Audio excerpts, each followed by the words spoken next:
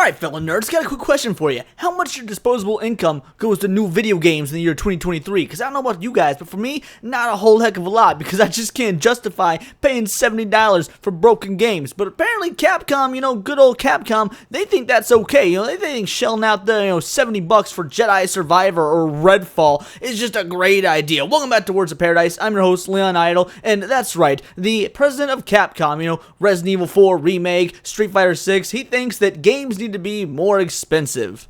Capcom president says game prices are too low. The Resident Evil publisher's boss suggests people will still buy pricier games even during a recession. And you know what? He's right. People will still buy it. Now, I'm not going to say that they should, but we've already seen morons pay for games on day one when they release broken. We've seen people go out and buy games that they shouldn't be buying, they shouldn't be supporting. They're just not good. They're awful games. Saints Row 2 or Saints Row Remaster or Reboot, that's the word. The Saints Row Reboot. Now, granted, that game flopped, but of course, it did have its supporters when it came out, which few and far between as they were. Point is, there's no reason to go out and buy these games day one, but people are so obsessed with getting the brightest, shiniest new toy, regardless of its quality, then we know they are absolutely willing to pay more. I mean, we've seen games go from $50 to $60 and now to $70, and for the most part, I'm okay with the $70 price point. I do defend that because it's not just video games going up. Everything is going up. But what he has to say later on, it's not about Capcom. It's about, the principle of the matter and what it means for game development as a whole. So let's go through this article, and I'm going to give you guys my gripes about $70 video games.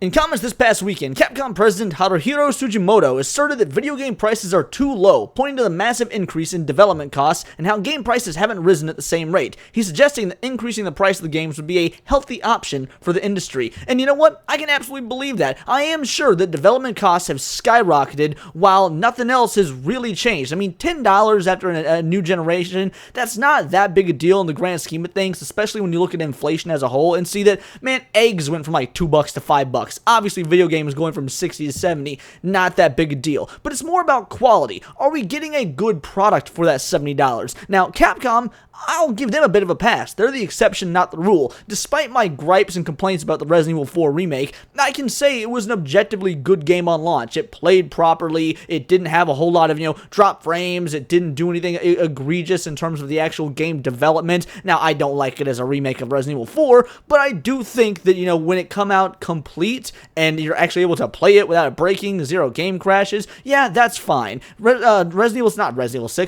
Street Fighter 6, same thing. Capcom has released consistently good games in 2033, consistently finished games that do warrant the, wait for it, $60 price. That's right, Capcom did still sell these games at $60. I can't say a whole lot for other big name studios, and most of those big name games, they weren't worth that price. I mean, Starfield, I know a lot of y'all have played Starfield, a lot of y'all love Starfield, and you know what, that's good, I'm happy for you, but be real. Was it worth $70? I mean, it looks like slightly better Skyrim, which, let's be real, ain't no worth $70. I don't know why anybody be willing to pay it. The Game Pass, I get it. You're playing on Game Pass, I totally understand that. But dropping $70 out in the gate for a Bethesda game seems a little cuckoo in the coconut, if you ask me. It was only a year ago the era of $7 video games really began, as numerous AAA releases like Gotham Knights and God of War Ragnarok began selling for $10 more than what players came to expect. Now, there are two very different games. God of War Ragnarok, a lot of people would, justify the $70 price tag. I personally would not, but, I get why some of you would. But Gotham Knights, that game was one of the most boring, paint-by-numbers, unoptimized video games of all time. I mean, it came out and was just basically, I don't want to call it, it wasn't a looter shooter, but it was just another live service game. It was just another, DC or just in general live service game. No different than Fortnite or any of those others with loot systems and pay-to-win, moments. Yeah, why would people be paying $70 for that? Especially that there's going to be all of those microtransactions on top of it. Especially when there's going to be a bunch of other things that the game necessitates. It wants you to spend money. I mean, mobile games at this point are causing people, to pay $70 if they're addicted to them. There's a certain philosophy of game design that is make a bare bones game, and rather than just putting out DLC like we saw a lot of in the PS3 and PS4 days, now it's make a bare bones game and then just add microtransaction after microtransaction on top of the DLC DLC to make it 1/10 of what would come out on the PS1 or PS2 era to be considered a completely full-fledged game. Now in 2023, around half AAA games from large publishers have adopted the new $70 price point, yet Capcom is one of the few publishers that's abstained from raising prices thus far. It has continued to sell games like Street Fighter 6 at $60 instead of $70, but that might be changing. Now, I'm alright with that changing, because when he says, Capcom says the game prices are too low, if he just means we're going to stop selling our games at $60 and raise them to $70, man, if Capcom were to keep putting out quality games, I wouldn't have an issue with that. The thing is, if he's talking about any number higher, 80, 90, like what do you mean they're too expensive? Right now they're too low and you need to raise the expense. Because if you mean raise the expense to 70, well, that just means you're behind the times. Everyone else has already done that. You can go ahead and catch up and do so. I'd be a little bit annoyed. I've appreciated you sticking at the $60 price range, but I would get it. But what do you mean it's going to go higher than 70? Do you think that even 70 is too low? Does that not justify the price, the cost for what we're getting? Because gaming has been dead. It's been awful the last several years. There's been some diamonds in the rough, don't get me wrong. I paid $70 for Tears of the Kingdom, and I found that to be incredibly worth it. But that game is so massive, it doesn't even need DLC. The $70 price point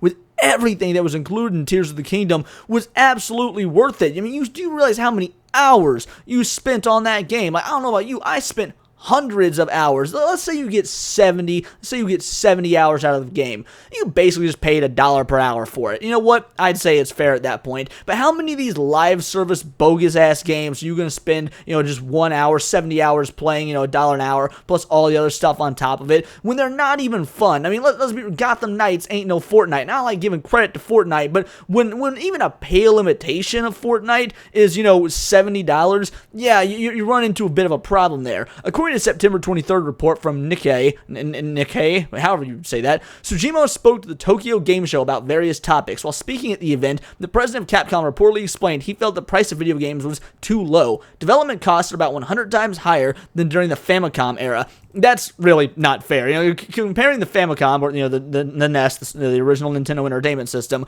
to nowadays, look, if you want to say development costs are, let's say, 5 times higher than the PS3, alright, I get it. That'd be one thing. But you're comparing the Famicom era when video games were not quite the entertainment juggernaut to now. That's way too far. That's nearly 40 years ago. Give us something a bit more concise rather than trying to make, some bombastic claim. Oh, they're 100 times. They might be 100 times higher, but you're not talking to the same crowd as the people that were playing video games 40 years ago. That would be like trying to talk about how, Casablanca or Gone with the Wind, sorry, is the highest grossing movie of all time adjusted for inflation.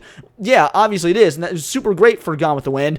That movie also came out nearly 100 years ago. Ain't nobody really looking at that when we're talking about the top 10 grossing movies of all time, because it was so long ago. It doesn't really fit into today's, cognitive narrative when it comes to what we're referring to when we're talking about movie grosses, profits, things like that. So I call this, even if it might be factually accurate, it's still a false equivalence. But software prices have not gone up that much, says Sugimoto, referring to Nintendo's massively successful 8-bit console from the 1980s. There's also a need to raise wages. Yeah, absolutely. The video game industry is wrought with individuals getting paid pennies. So yeah, I completely agree with raising wages, again, for quality products. We're seeing, companies right now shut their doors because Platinum Games is closing. There's several other game studios, so I can't remember off the top of my head, but we're seeing several other game studios shutter their doors because no one's buying the product. Well, no one's buying the product because it's a crappy product. Video games inherently are just bad right now in the vast majority of instances, causing people to not buy these games. So much like the writer's strike, if you want people to come in and pay money for a product,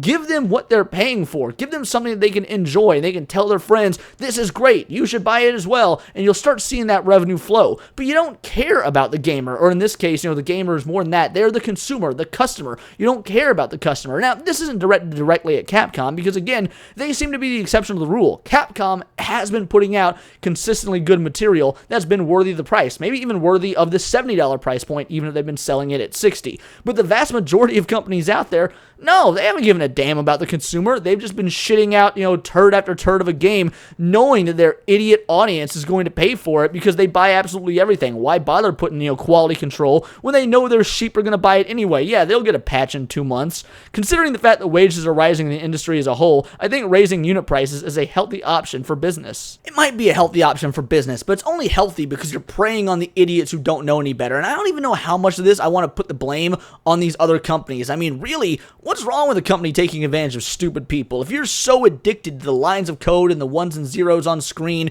that make up your anime waifu in 3D, then yeah, they may as well take advantage of you and you pay that $70 price point. But really, what should be happening is the individuals, gamers, consumers, they should be pushing back with their own wallets and saying, you know what, no, we're not going to do this. I'm not going to buy this year's wrestling game or NBA game at $70 when it's virtually no different than the one that came out last year. Tsujimoto further explained that even a recession or society's low general confidence in the business world shouldn't matter when it comes to game prices, saying that all these factors have little to do with the game industry and that people still bought games even during the Lehman Brothers stock collapse in 2008. Just because there's a recession doesn't mean you won't go to the movie theater or go to your favorite artist concert. High quality games will continue to sell, says Tsujimoto. Well, there's the thing. High quality. Also, I want to push back. Just because there's a recession doesn't mean you won't go to the movie theater. I don't know where you've been, Tsujimoto, but yeah, it does. There's been catastrophic failure after catastrophic failure for the movie industry for the last, half decade. A lot of post-COVID catastrophe purely because general audiences are not willing to pay these premium prices for movies that are not good. I'm sorry, how much did the, what was that, that Latino, that Mexican superhero movie? Yeah, how much money did Blue Beetle make? That's right, nothing. It lost a gajillion dollars. People, we're seeing this across the board with movies. It won't surprise me if we see it with video games too. You say high quality games will continue to sell. Where are the high quality games? Show me some high quality games. They are so few and far between. I'm not saying they don't exist. Not just from Capcom. We do see high quality releases now and again. I mean, Diablo was a decently high quality release. I still don't think with the little fun I had with Diablo that it justified $70. You could have sold it for $60 considering all the microtransactions and monthly battle passes and all that are part of it, but that's just my opinion. Video game prices will likely go up even if gamers don't like it. There's no doubt that in 2023, it costs a lot more to make a video game than it did in 1983. Games are bigger and more complex than ever before, requiring more people, time, and resources to create. Even many smaller games are still vastly bigger and more complex than any game released in the 80s and 90s. But games today are also jam-packed with always online requirements, cosmetic stores, and paid battle passes. Exactly. These are how these companies are making their money on the back end. They're probably not making profit off the $50, $60, $70 game, but all the microtransactions, all the cosmetics, and I'm not knocking that. I mean, I've bought cosmetics from time to time. I enjoy, blinging out my characters in certain video games and whatnot. But yeah, that's where the real money is. So if game prices are going to go up, and we're still going to see the battle passes, the DLC, the microtransactions, the cosmetics.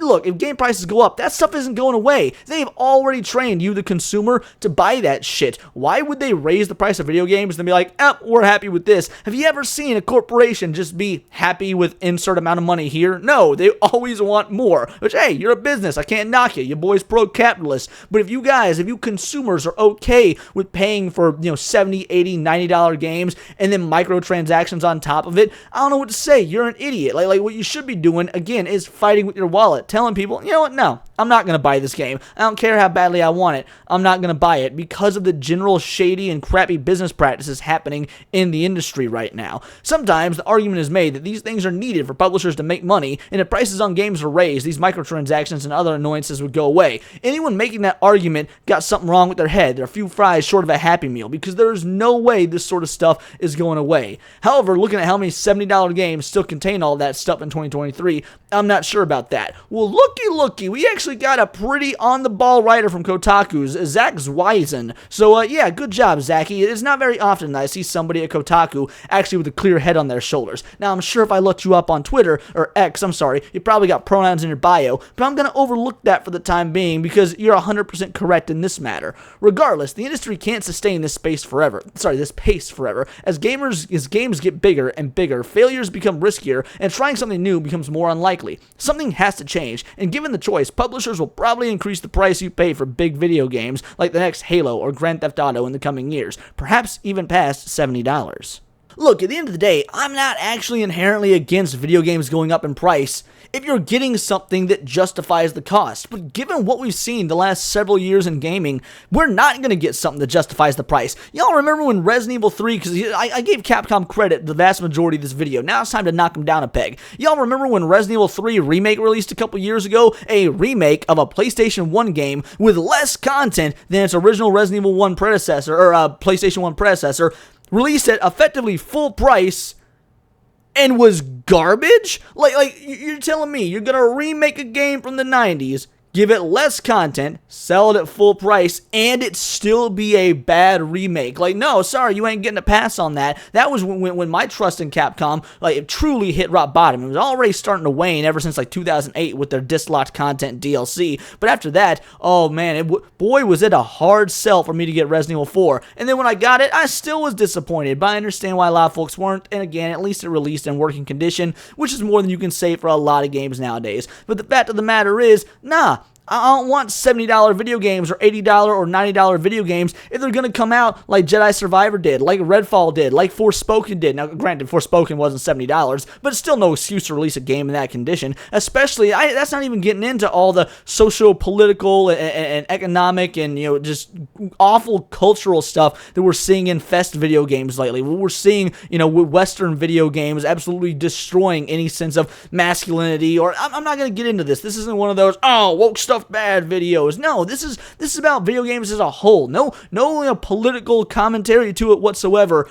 Video game prices do not need to go up if you're not going to give us a product worth that $70. And yet, for some reason, Capcom, and I'm sure very other, large other corporations, heads of corporations, are thinking the same thing. Like, if we can get away with charging $90 for a video game, let's go ahead and do it. And they're talking about how, it's going to be riskier to do new projects. Well, maybe if you make things that are good, the customers will follow. People are too afraid to do that. Whether it's the video game industry, the film industry, originality is dead. You're too busy looking for the next quick cash grab, the next, looter shooter, the next season pass you can get to extend the livelihood or the longevity of your pockets.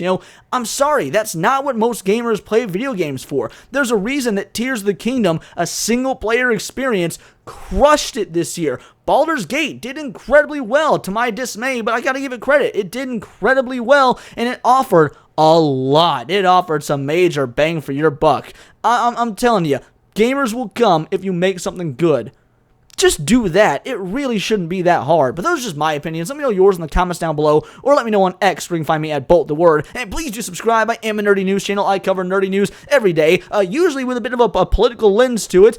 This time, not so much, because I think that everybody, regardless of the political spectrum you're on, can agree with this if you're in the gaming space. But again, please just subscribe, and it's all here in the Nerdosphere. And this has been Words of Paradise.